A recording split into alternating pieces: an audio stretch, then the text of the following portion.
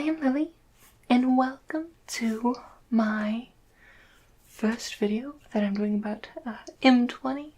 I'm decided that I am not going to be doing a full set review for Magic 2020 for a few reasons. I'm actually going to talk about that on the July update video, like probably next week. But essentially, I don't know if I'm going to be doing like the full limited set reviews going forward in the future, primarily because they just take a lot of time and so much of my video schedule, and I try to balance out the magic and non-magic content, and like the full set reviews are like 6 videos where it's just like heavily on one side to the magic stuff. But I will have questions about that on the survey, and I can get feedback from you if going forward with archery, if you want me to still do them. 2020 won't be like time relevant by the time I get your feedback, so won't be doing one for 2020. Although, if people still wanted my thoughts on 2020 limited, I could do like a smaller 2020 limited primer next week if people would be interested. So let me know if you'd be interested in that. If not, let's jump into today's video and topic, which is my series for the top 10 cards for Commander Cube from Magic 2020. Honestly, for a core set, Magic 2020 is actually very dense with actually really great stuff for Commander, and Commander Cube as well, then consequently. Actually, but also a lot of them are actually reprints too, so like the Leylines are honestly decent enough in Commander, and also things like Steel Overseer and a few other things that are just reprints that work really well. But getting to the rules of this list, I don't include those, so I will be going with new cards from the set, and as also I do not include any legendary creatures from the set. This is because every Commander Cube kind of uses legendary creatures differently, and otherwise they're often designed for Commander, so the lists would honestly be dominated by the legendary creatures. So we're not looking at them. For those who don't know, Commander Cube is an awesome format where it's just like another cube where you draft, but this time you're actually drafting and building a full Commander deck, and you play it multiplayer, and it runs like Commander, but in cube form, and it's a lot of fun. If you get the chance, you should definitely play it. So starting off, I just have a couple honorable mentions before I go into the list, and I'll get more into my criteria for this list as we go on. But first up, we have Imperial Eagle, which is a 3-mana 2/3 with flying, and it gives other creatures I control with flying +1/+1. This is an honorable mention because cards like this, like even though it's 2-color, is a perfectly fine inclusion. It's just nothing special. Like Flying Lords, you can find them quite often, but that said, Imperial Eagle is perfectly fine, but it's just unexciting, and that's why it's an honorable mention where it just doesn't make the cut for this list, because it's kind of boring, even though it can get there, assuming your Azorius slots aren't too contested. And the other honorable mention I have is Starfield Mystic, which is 1 mana white for a human cleric, which makes your enchantments cost 1 less to cast, and whenever an enchantment you control is put into the graveyard from the battlefield, put a +1/+1 counter on him. And this is an honorable mention because like this one seems like a good card, being like, okay, I want to make like, oh, this will go good for any decks that want to pick up like enchantment matter cards and things like that. But the thing is that why it's an honorable mention is that he just doesn't do enough. Like a 2-mana dork that makes your things cheaper isn't really what you're looking to do. Even if you like, if your cube has heavy enchantment theme, then yeah, Starfield Mystic looks good. And honestly, also a lot of enchantment decks aren't looking to like have their stuff go into the graveyard, and if it is, it's usually because it was like an all permanence board wipe, so that doesn't matter, and growing your vanilla guy isn't really what you want to be doing. And it's one of those cards that looks like, oh, this slots right into a commander cube because it fit into like enchantress decks, but it just actually doesn't do enough. And any deck that doesn't want enchantments, this is stone unplayable and useless for them. So typically when I have very narrow cards like this that only really fit into that archetype, I want them to be kind of like a good punch for that archetype, and he just doesn't, he lacks the punch for that archetype. But yeah, so only 2 honorable mentions. That said, the average power level of this set is actually a fair bit higher than M19. That there's actually some other stuff that like just didn't make the cut, but definitely you could take a look at, especially with Wizards saying that they're going forward, they are going to be putting more a little bit more oomph into commons. So that'll be interesting. Like, not rolling back New World Order, which was talking about the complexity of commons, but still pushing that power level of commons, which is exciting from a design point of view, especially when you get to like the higher CMC commons, which normally you don't look at. Like, usually for Commander, the only commons you care about are like the cheap cantrips and commune effects. And it'll be interesting seeing if what that push power level will look like in the future. Okay, but going into it, first of it, number 10, we have Scholar of the Ages, which is a 7-mana 3/3 human wizard. And when she enters the battlefield, return up to 2 target instant and or sorcery cards from your graveyard to your hand. So she is a mnemonic wall, or a scholar of a salvager of secrets, but for 2 things. And I really like her as kind of like a late game rebuilder. Like, there's very few blue decks that don't want this kind of effect. Like, they're running some instants and sorceries, and then couple that with any sort of recursion, or like blink effects, and that creates a really cool play loop, especially if when you pair her with any sort of like flicker, like a whatchamacallit, welcome to Lily. All of a sudden Lily cannot name a single flicker effect. Ephemerate from Modern Horizons, or the one flashback from Innistrad, that ghostly flicker, that's what it's called, the thing that flickers are named after. Or acrobatic maneuver from Kaladesh, the one that also cantrips. But that adds some cool things there, and as well as like any sort of like graveyard deck that like is reanimating this, and then also getting back instant sorceries they've been like dredging into their yard, and things like that, where she's number 10. Like, she almost is on the honorable mentions because she isn't super unique, but the fact that she gets back 2 things opens a lot more interesting plays and angles that you can do with her. So, yeah. Next we have Corpse Knight, who is Orzhov for a 2/2, and whenever another creature enters the battlefield under your control, each opponent loses 1 life.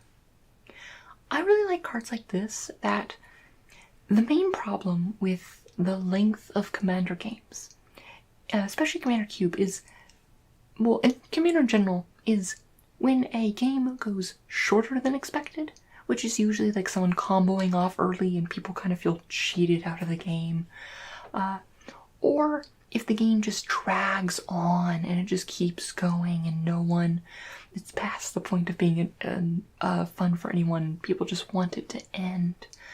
And in Commander Cube, people are very much less likely to be comboing out early on. And if you do, you honestly don't feel salty about it. It's like, wow, I managed to pull off like a turn 5 combo kill in Commander Cube. Like, That's honestly super impressive. Like, I cannot be mad about that. So the problem is games going long, and I love effects like this that,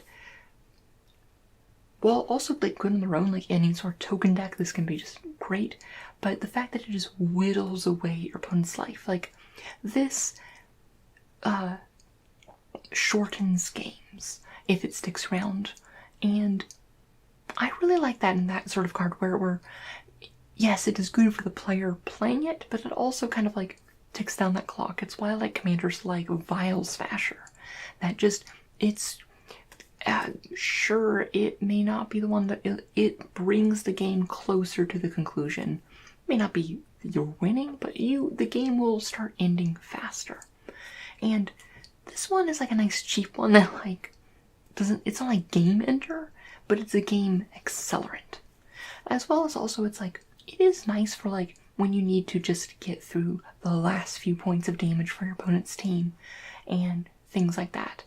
And then obviously if you're adding in other effects, like if you're running like like other flickers and things like that, if you're doing like weird like graveyard looping and other fun things like that, it also has things potential. But it's just kind of very unassuming looking, but just has a lot of oomph behind it for Commander. Yeah. Next we have Shared Summons, which is 3 green for an instant. Search your library for 2 creature cards of different names, reveal them, put them into your hand, and then shuffle your library. So, I've talked about this before, but I'm not huge on tutors and EDH, but I don't mind them at all in Commander Cube, because you're only playing these decks like once. Like, I don't like tutors in Commander, because I feel like it reduces variance, and variance is kind of one of the goals of playing 100 card singleton. But in Commander Cube that isn't an issue, because you're only playing these decks once, maybe twice, and getting the cool cards that you want to play with is great. And this one is nice. It's 5 mana, which is quite a bit, but the fact that it grabs 2 things at instant speed, that normally the play style will be wait until the opponent before your turn, cast his end of turn, do your cool thing your turn. And that just seems, it's very effective at what it does. And yeah, there's other things like tutor for creatures. There's like Eldemartri's Call. I am butchering that name. And like things like Congregation at Dawn. But this one is just like nice, and it's simple, it's clean, it's fair, it's monocolor, which, yeah, no, it's just all those things where it's like any green deck is happy to run this, and it just kind of like smooths out the game and lets people play with the cards that they want to play with. Yeah. Next we have Elvish Reclaimer, which is 1 green for a 1/2, and he gets +2/+2 if there are 3 more land cards in your graveyard. And you pay 2, tap him, and sacrifice a land to search your library for land, put it onto battlefield tap, and then shuffle your library. Okay, the fact that he gets bigger isn't why you're playing this guy, but he is mostly there as kind of an enabler for land stacks, for like landfall type things. And also notably, when you search, you're not searching for a basic land, it is any land. So he also fixes a deck's mana. There's many decks out there nowadays and commanders that want lands in the yard to get back out, be it Gitrog Monster or Windgrace, or if you're allowing commanders, planeswalkers as commanders in your cube, like I do, Rin and 6.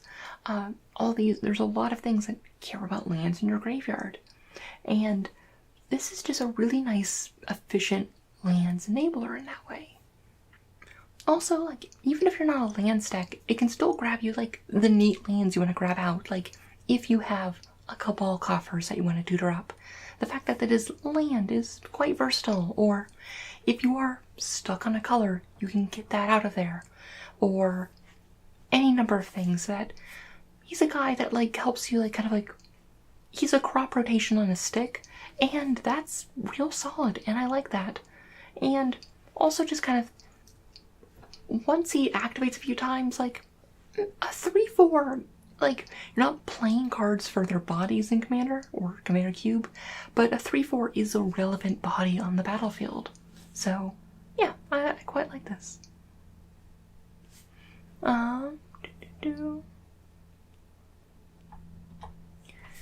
Next we have Vivian, Aqua Ranger, which is 1 green, green, green.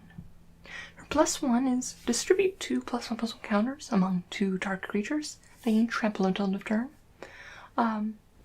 That's like fine, like it goes well with +1/+1 counter themes, as well as like any creature-based strategy is fine to have that.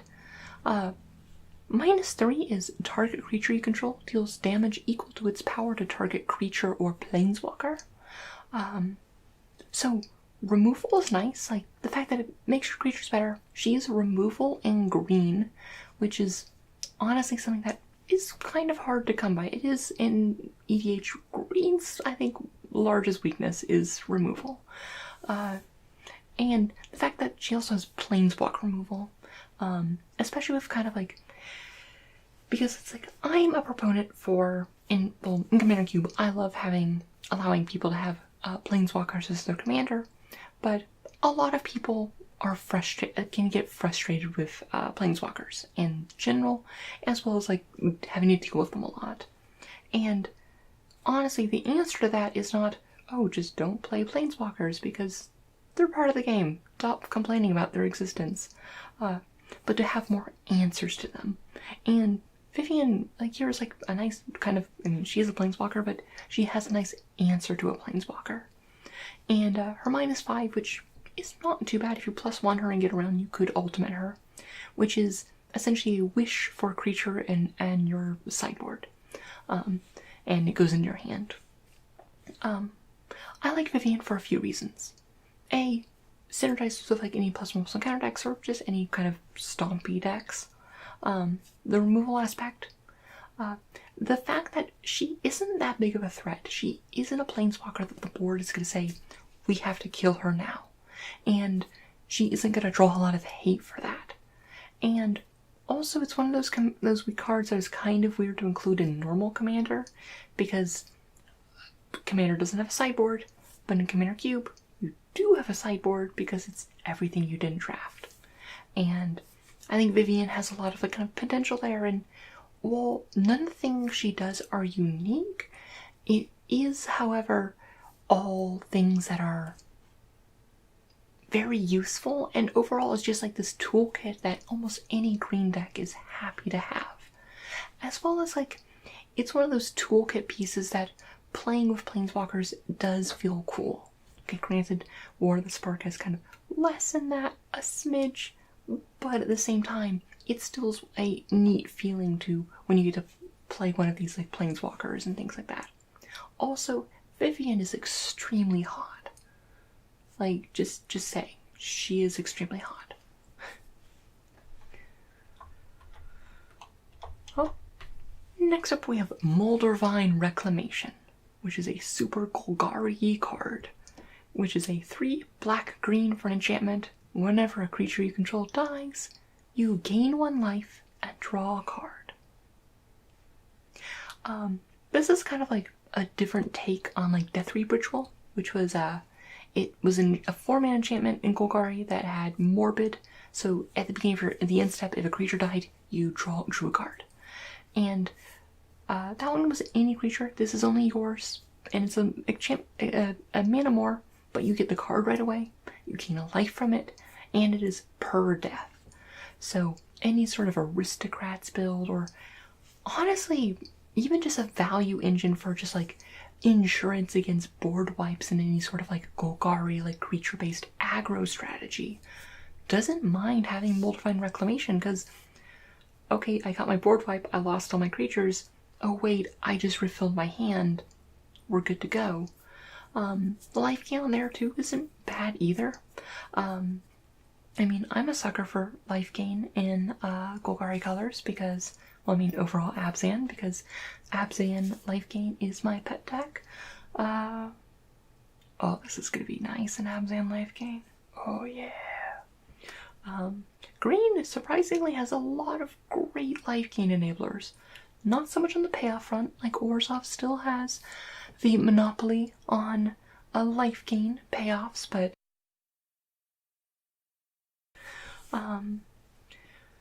yeah, no, this is just here on the spot at number 5, just for the pure power of this. Like, I don't need to explain how extremely versatile and just great this card is, and the power it can, and long-term staying power it represents on the board. So, yeah. Next up we have, at number 4, we have the Mystic Forge. Yes, I did play Guild Wars 2 back in the day. Curse you, Mystic Forge. Curse you. But it's a 4-minute artifact. You may look at the top card of your library at any time. You may cast that card if it's an artifact or colorless non-land card. So they've been doing these like cycles of like new future sites. Because like now we had like Experimental Frenzy recently and Bolas Citadel, and now this is kind of the colorless version of Future Sight. And you also may tap it, pay life, and exile the top card of your library. Like, obviously it's best in an artifact deck and those sort of things, and that's like an archetype that players do like. But that said, even if you're only kind of like halfway to an artifact deck, it does have that ability to filter your draws. It does kind of have a scry effect on there for honestly very little. Just because paying 1 life in a format where you start at 40 is honestly negligible. And the ability, like, even if you're not like only halfway into an artifact deck, like getting to just cast from some rocks off the top is great. And if you are in an artifact deck, this just lets you kind of start chaining off and do very cool things, as well as being an artifact yourself for triggering those things. So yeah, no, it obviously is best in that deck, while also being, you don't feel like it's the end of the world if you're struggling for playables and you have to put this in your deck. Also, curse you, Zamros. I never got a single precursor. Ever.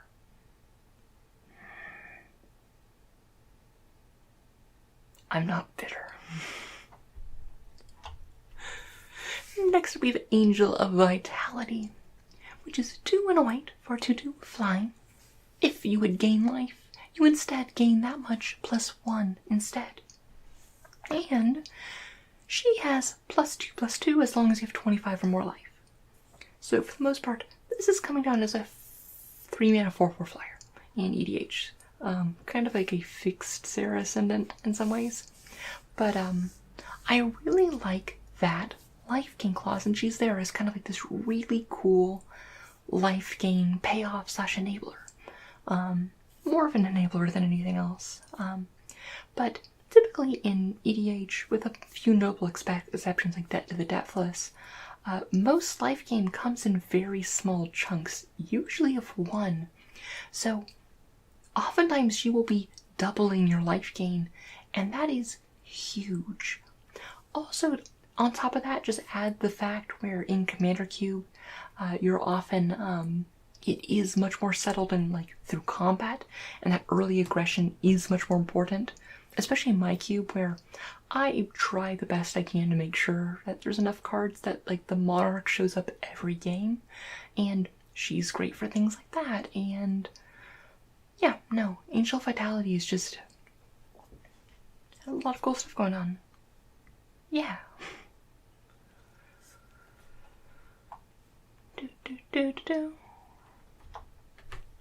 Next up we have Agent of Treachery, which is a 7-mana 2/3, and when he enters the battlefield, gain control of target permanent. Notably, not until he leaves the battlefield, and target permanent. And at the beginning of your end step, if you control 3 or more permanents you don't own, draw 3 cards. Okay, first of all, without that second clause, I would still like this guy. Like, He's like 7 mana, can control target permanent. Is a little bit high for like a confiscate type effect. But the fact that he is on a guy, it is permanent, and you can flicker him, which is really cool and a really interesting like take on this. Like there are M20 has a lot of really cool flicker targets. Which is kind of weird because there's also like really not that much stuff to flicker in M20. Or really in standard, there's like Siren's Ruse and that's about it. Oh, I guess that does make sense because there is the Panharmonicon legend in the set. I forgot that it existed because I was too happy thinking that we have Panharmonicon legend now. Panharmonicon is my favorite card. Back to the card I'm talking about.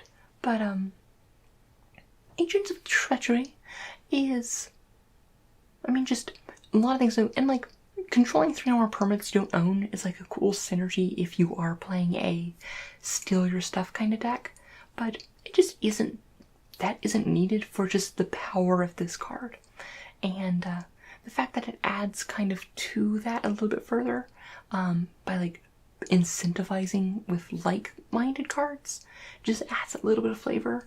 But yeah, no, but just the potential for just really cool plays with this is just very high. And yeah, I don't know what else to say. Also, he looks kind of cool. Also, scrolls are cool. That said, he doesn't look that treacherous. Like, what's treacherous about a bandana and what appears to be Sparky from Arena? Actually, that's a trick question. Agent of Treachery is not the guy, it's actually Sparky. Sparky's the actual Agent of Treachery. You heard it here first. Pro Vorthos speculation. Yeah. And coming in at number 1, wow, I've gotten really sidetracked today. We have Scheming Symmetry, which is 1 black for sorcery. Choose 2 target players. For each of them searches the library for a card, then shuffles your library, and then puts that card on top of it. I absolutely adore these kind of cards. It is an objectively not good card in normal EDH and mediocre in Commander Cube. In normal EDH, it's terrible because that's how people are going to just grab their game-winning combo pieces and things like that. The likeliness of that level of bad stuff happening in this version isn't as high, but it's still there. But it is this really cool risk-reward thing where, like, do you want this very cheap and efficient tutor? And making, like, politics of it and, like, the deals you can make. The fact that you don't have to reveal what you got and things like that. It's just one of those things that's, while maybe not the most powerful card, it goes back to that point where I'm always trying to cultivate in my cubes, which is, it is a card that creates interesting experiences. And, like, this is one that will create really cool lines and plays and negotiations that people will remember, and that is what people are going to remember from your cube and things like that. And playing these things are these really interesting, like, moments that are the player dynamics. And they're not going to remember necessarily that, oh, they had a very powerful deck with, like, all these other things, which is obviously good in the moment. But a month down the line, it's interesting lines like this that get played. And that is what I want to cultivate and create. And creating these, like, memorable moments. And Scheming Symmetry is just, very cool. Also, really cool art. I just, yeah. But yeah, no, that has been it for my M20 set review. Did I overlook anything? Because I'll be honest, I did not take the longest time comprising this list. But there's a lot of really cool stuff in M20. Like, this is just like the non-reprints. Like, a lot of the Leylines work really well and a few other things. But yeah, no, it's it looks like a really neat set, and it looks like a really fun set for limited. And I don't know, I actually rather enjoyed M19. I know a lot of people didn't, but I actually quite liked M19, and honestly, based on what it looks like, I'm actually really excited for M20. So yeah, well, that has been this video, and yeah, let me know what you think. Let me know what you think about the doing just the limited set reviews in general, and eventually I'll do the Word of the Spark top 10 cards. I recorded it like 3 times when I was sick, and it didn't turn out any of the times, so that set reviews hurt me. So that I don't know when that's coming out. But yeah, well, I hope you enjoyed the video, and I hope you all have a wonderful night, and I hope you all have wonderful dreams. And as always, may your stories smile upon you.